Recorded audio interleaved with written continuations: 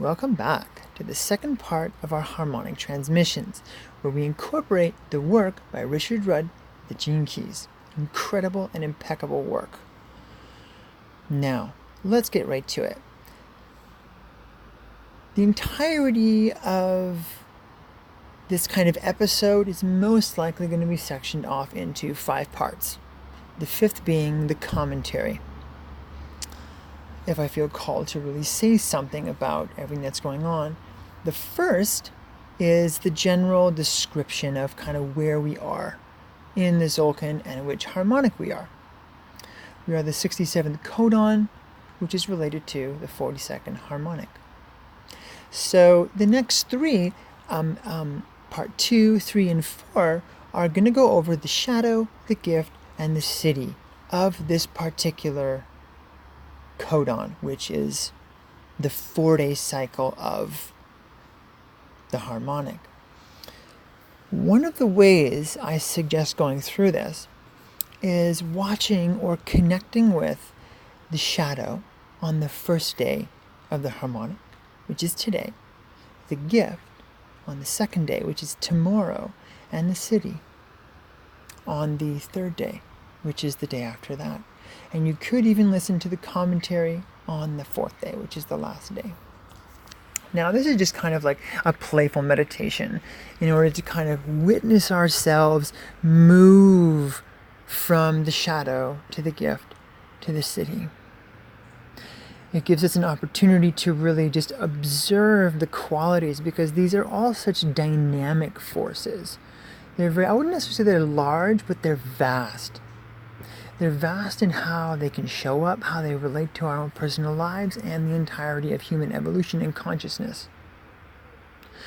And so being able to really allowing them to sink in a way where you're not really oversaturated, looking for all these particular patterns all at once, may be a healthy, good, and easy thing. That being said, for those of you who want to just kind of get right into the download, I also recommend just kind of watching all of them and all through the days, recognizing how all of the different patterns show up. The shadow, the gift, and the city. Because every second of every moment, we're constantly interfacing our DNA. We're constantly interfacing our spirit and the collective hologram. And in this way, we can start witnessing the pattern of how our energy is actually moving. So it's kind of organized in such a way where you can just get the most out of it based upon how you feel to engage. Myself, I do a little bit of both. I'll actually kind of read the whole thing as I'm transmitting it, and in the next, today and the next 3 days, I'll also glance back. So I kind of do both. I weave in and out of many things. And that's also a possibility too. So let's get into it. We'll start here with the shadow of the language of light. Now, the stupidity of being clever. In the original sequence of the 64 gene keys, as laid down in the I Ching, there is an interesting geometry connected with both its beginning and its end. As you may have learned, the first and last pairs of gene keys, the first and second together with the 63rd and 64th, act rather like cosmic bookends to the entire evolutionary and involutionary process of creation. The first pair can be seen as a prologue, and the final pair an epilogue, to the great drama that lies encoded within their boundary.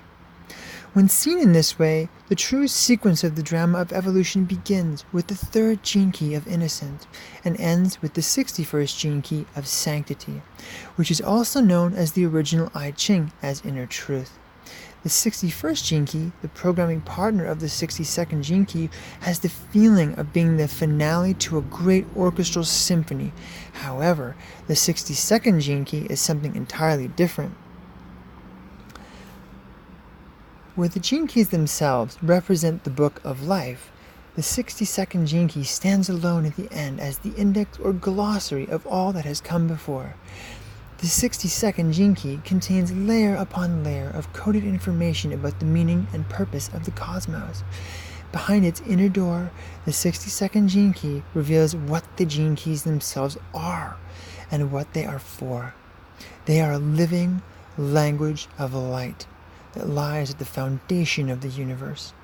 The 64-bit matrix is the core structural principle behind all art, science, and natural phenomenon. I kind of just want to speak on that because I couldn't have said it better myself. And I feel this is exactly why I wish to bring to you the harmonics. Because the pairing of the 260 with the 64 is one of the most cosmically intelligent, sentient, brilliant things I have ever witnessed in my life, and pairs the dynamic fourth-dimensional synchronicity with the codes of life within the DNA and collective consciousness. So this science is truly a paramount miracle of galactic and worldly intelligence. Let's continue.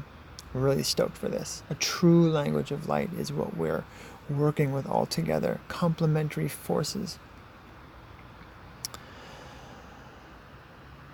Let's see. A natural phenomenon. All human languages and vocabularies have emerged out of this primary alphabet of consciousness. At the deepest level, the 67 gene key teaches you the holographic language of creation. Once you have learned this inner language, you will see it repeated in fractal form over and over again in everything your awareness touches. It is precise and infinitely complex, and yet it is elegantly simple to learn. Formed as it is from only 6 possible permutations of each of the 64 gene keys. I really like what was said there because it was almost identical to what I said earlier. How the whole thing kind of looks complex, but it's actually really simple. If you take it piece by piece, the whole structure begins to communicate itself to you. Many people may be surprised to see the word intellect represented as one of the 64 shadows. The language of the gene keys holds true at all levels of frequency, and unlike human language, it is not a language that can be learned and mastered via the intellect alone. To master the language of creation, we have to embody it fully at every level, not just the intellectual level. However, in the modern world, intellect is generally regarded as a sought-after and admired human gift, rather than as something that might actually hamper human evolution. Therefore, it is important to clarify some terminology. I want to speak a little here too, because we've covered a number of the daily meditations episodes where this has been touched on. And it comes down to the objectification base, the objectification energy of human language, and how we are kind of creating a externalization or a separation agreement within all of our communication to associate with ourselves with something that is separate from us. Now, this particular language energy does something which I call creates artifacts. These artifacts are knowledge. Each one of these knowledge, because of the objective way that we produce and connect with our reality, because of the way we have modeled our mind and collective minds, the thought patterns take on a quality very similar to the physical matter. And this is why I call them artifacts, because each one is kind of like a unit, and it has a vibration, a density, even though it is not as densely physical as the physical density of the units in physical space.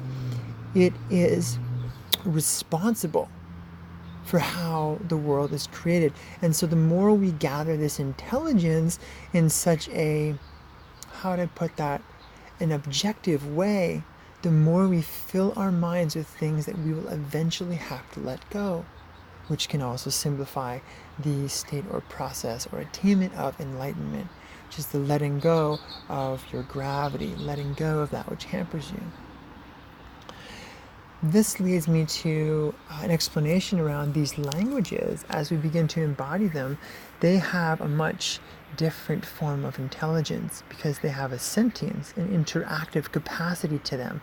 And as we embrace that, we realize very quickly that the attaining of knowledge, the collecting of those artifacts, becomes more and more unnecessary because we get to connect directly with these codes as they exist within our body network and our world network and our energy networks. And so as we realize these codes, at the beginning it may come in knowledge, and that starts to reprogram the mind into these natural structures. And at a certain critical level, like a critical mass or critical effect, we begin experiencing a much deeper level of interconnectedness, of synchronicity, in a very positive way. The process, which is interesting and very personal, is how we kind of purge or dissolve the hard spots, the things that aren't really necessary for us to show up in our authenticity in this way. So let's communicate. Thank you for listening to that. Intellect is most often confused with intelligence and understanding. In the context of the gene keys, intellect refers to the thinking capacity of the human mind, which bases all its suppositions on its two main objectives: the acquisition of facts and the skill of manipulating those facts via language. That, I find, is the artifacts and the objectivity. Intellect is the skill of manipulating knowledge, but knowledge is quite different from understanding. Understanding in this sense does not simply refer to the activities of the mind, but to the whole experiential being. You can be a dunce at the intellectual level, but can still understand many profound truths within the heart of your being. Likewise, intelligence has nothing to do with intellect. In fact, these two attributes are often, though not always, diametrically opposed to each other. Generally speaking, the more intellectual you are, the less intelligence you use. In the context of the gene key language, intelligence is something that occurs without the use of the mind, although intelligence may also use the mind as a means to transmit itself. Yay, I'm finding such a resonance with this description, with this readout, because I feel it's everything that's really being communicated. Everything I kind of speak of, we're saying the same thing in a different language. And to be honest, how couldn't you? That's truly what this is. It's not a definitive kind of like objectification or kind of like a supposition. This is a living architecture. This is living and engageable intelligence that goes far beyond the organizational capacities of the mind. Very inspired here. Okay. The modern world that we inhabit is truly upside down. Our very schooling is designed to make us more intellectual and less intelligent. We are already intelligent as children. Your intelligence is stunning, vibrant, and natural. Your natural intelligence is to be found in the way you move your limbs, in the brightness of your eyes, and in the freedom of your self-expression.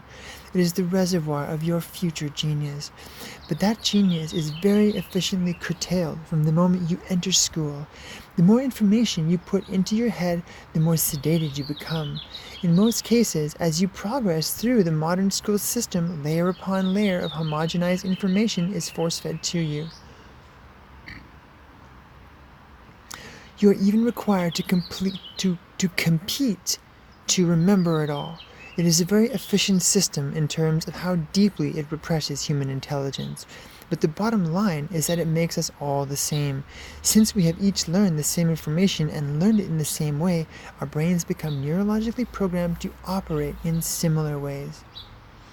I find this gives a really dynamic look at other things that we have touched upon with the meditations and the imprinting process, also something that I call conduit clearing, which is the process of, as we do the meditations and as we work with the codes, this intelligence, this kind of like, jarbled garbage, these artifacts in our mind, in our body imprints, creates an impression of reality. So much so that our collective dream and our capacity to show up in it in a unique, artistic, and fulfilling, heartfelt way from our own true source is kind of stolen from us, as we are collectively led into kind of like a dumbed down version of our collective consciousness or collective dream in order to support a something that is currently here. In this way, the idea of conduit clearing is our energetic conduits, for the most part, and our mind and these other things, energy body, physical systems, biological systems, have kind of been pre-imprinted. And so we attempt to align with the frequencies of these imprints / implants. As we do and participate in these conduit clearing meditations, the mind pyramid meditations, other meditations in this way, this is exactly why I bring the energy at the beginning of these episodes about, oh, this is the throat chakra, right? These are the meditations that we will start engaging, because as we build these structures and connect to these energies and these containment fields and these imprints of time, we begin to saturate our energy body with the naturally synchronized vibrations of nature. And when I say nature, nature itself runs off of an algorithm that produces a lasting and biologically sustained harmony. And the same algorithms, the same sacred geometrical mathematics, the same sacred mathematics are present within these systems. So by engaging them, and also by witnessing the sacred mathematics and the sacred arrangements in our own bodies, we begin to connect very readily to the natural flow of energy and can very quickly re-imprint ourselves to become the true totality of what we actually are and meant to be, to claim our destinies. Okay, let's see, where are we? Neurologically programmed to operate in similar ways. Like any of the human shadows, the 60-second shadow of intellect is not inherently bad. Intellect is a wonderful quality if used correctly in the service of innate intelligence. But when intellect is put in charge of the planet as it currently is, then intelligence cannot be seen except in the few people who have raised this gene key to a higher frequency. Intelligence is of the heart, whereas intellect is of the mind. This is the core. This is the core sentence. I'm going to see if that's exactly. Yeah, this is the core sentence. The 60-second shadow is obsessed with facts, and facts are born of language and names. Those are those artifacts. Without a name, you cannot create a fact. Names and languages, in their turn, create the software of the human mind. Without this software, the mind is silent. In a world where facts are regarded as treasure, the mind reigns as king. Our world is divided between the 60-second shadow of intellect and its programming partner, the 61st shadow of psychosis. That these two themes are genetically linked should speak volumes about the way we perceive the human mind. I find that kind of really sums it up there, is that thoughts themselves, those artifacts, and again, this is the reason I call them that, because they become these energy traps. We store such energy in them and have created mental objects that then vie for our attention and actually trap and enslave us, because our identity and our sense of self-worth becomes intrinsically bound to them. And in order to escape them, we have to confront cultural fears, we have to confront rejection, and we have to confront pretty much the world in our own respect, falling apart, of being obliterated, in order to truly claim who we are. And that can be a very challenging process. But I find it becomes easier and easier over time. With all the practices and support systems and people in the world who are doing this kind of stuff, there are so many ways to organically flow into it. I just want to speak on the value of the empty mind. Is the value of the empty mind, I find, like the empty cup, allows it to be filled and simultaneously released, letting the energy of the universe, the energy of creation, the energy of life flow freely. There's no need to collect anything, because it is all with us. Why take one thing? We will naturally meant to have everything, all of our needs met, all of our desires met, because they're not unbalanced needs or desires. They exist naturally, like nature's needs exist naturally. Just a little bit of alignment there. Intelligence is of the heart, whereas intellect is of the mind. The pairing of the 62nd shadow and the 61st shadow reflects a fundamental split within humanity itself. Through the 62nd shadow, man tries to solve the mysteries of life through his intellect. In other words, through science. Meanwhile, through the 61st shadow, he tries to solve the same mysteries without his mind, through religion. These two poles, which at their extremes become scientific intellectualism and religious fanaticism, are genetic sub-programs that keep humanity operating at a low frequency level. Individuals who carry the specific imprinting of these shadows are caught in the crossfire of these two underlying human themes. Such people can spend their lives defending one viewpoint while suppressing the other hidden aspect of their nature. If the 67 shadow is dominant, the female nature will be suppressed. And if the 61st shadow is dominant, the male nature will be suppressed. This suppression of your inner male or inner female polarity is the main cause of disease on our planet. You can kind of hear a little siren in the background. Yeah, emergency, emergency. Let's not repress stuff. Let's open up, both at an individual level and at the collective level. The 67 shadow really represents abuse through language. It is not we who abuse language, but language that abuses us. Language relies upon our frequency. Low frequencies. It completely takes control of our reality, just as I was alluding to earlier. The human intellectual capacity to read, write, and speak is both our greatest blessing and our greatest curse. Problems arise when we identify our lives with our thoughts, which, as we have seen, have been programmed throughout our upbringing. Until we are able to step outside of this mental framework, we are controlled by language instead of being free to control it. All facts are relative, as modern quantum mechanics beautifully demonstrates, and this puts the entire conceptual framework of language and intellect on the chopping block, ultimately as a fabrication. The fact that science is on the cusp of undermining the very foundation of intellect speaks volume about the extraordinary times through which we are currently living. However, the intellect is not designed to give itself up. It will fight on, disproving any theory that takes it out of its own factual territory. Only when humanity raises its frequency to the heart, which it will be able to use intellect to resolve this great paradox. And as a chakra representation, the heart actually represents the fourth dimension.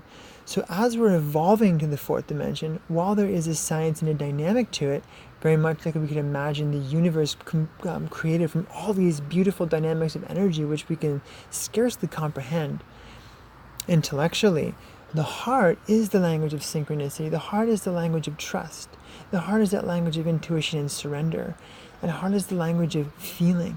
And so as we show up in that way and we begin to feel and synchronize, these ideological ideas and facts hold less and less value in our reality, and our own codes of conduct and value systems begin to rapidly change, and we begin to sustain these synchronicities and these harmonies, and the process of our world healing begins to reflect that.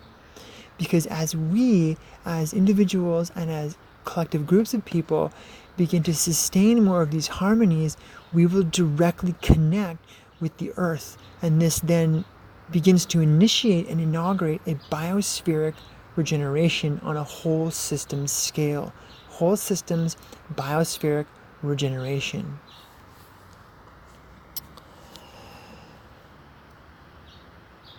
Put another way, the only way you can scientifically prove that God exists is to become God. Knowledge must become knowing.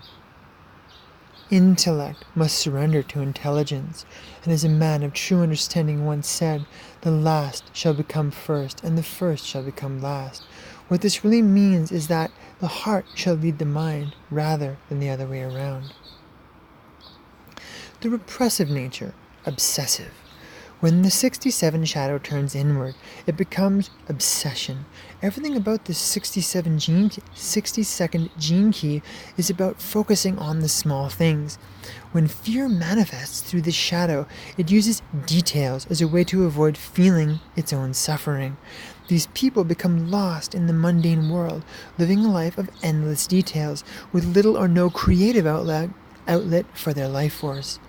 At the lowest end of the spectrum, such people can become mentally ill, obsessing on the tiniest things as a way of coping with life.